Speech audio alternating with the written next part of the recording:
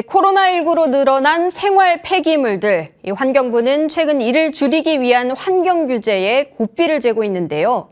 이 현장에선 시적절하지 못한 규제, 이 현장 상황을 이해하지 못한 규제라고 비판하고 있습니다.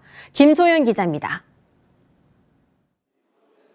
2020년 2월 코로나19 확산에 한시적으로 허용했던 카페와 음식점 매장 내 일회용품 사용.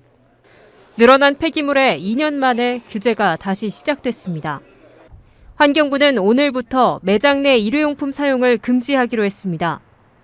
제도 시행을 앞두고 현장에서는 코로나19 확산세가 여전한 상황에서 규제는 시기상조라는 비판과 고객이 일회용품을 사용하다 적발되면 업주가 과태료를 무는 체계에 대한 반발도 이어졌습니다.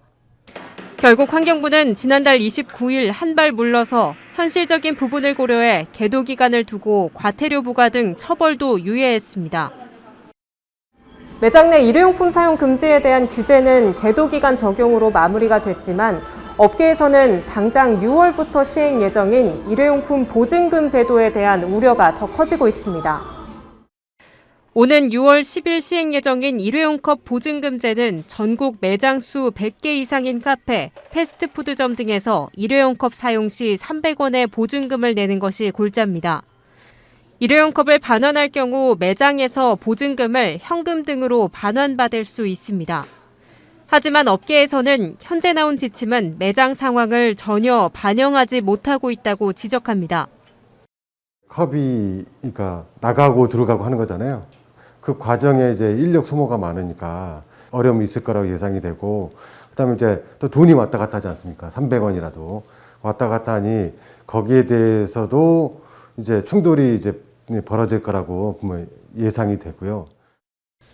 뿐만 아니라 제도 시행과 함께 매장을 운영하는 가맹점주 등 업주의 비용 부담도 추가됩니다. 그리고 이제 일방적으로 점주들이 비용 수거비를 또 부담하도록 돼 있어서 이 부분은 뭐 전혀 그냥 일방적 비용이 되는 거고 노동력도 일방적 부담이 되는 거고 그런 문제가 있죠.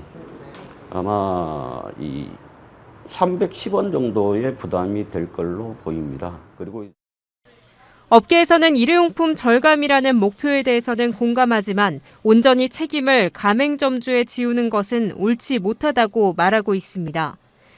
시행을 약 2개월 앞둔 일회용컵 보증금제. 현장의 이야기를 듣고 현실성 있는 제도로 운영돼야 할 것으로 보입니다. 머니투데이 방송 김소연입니다.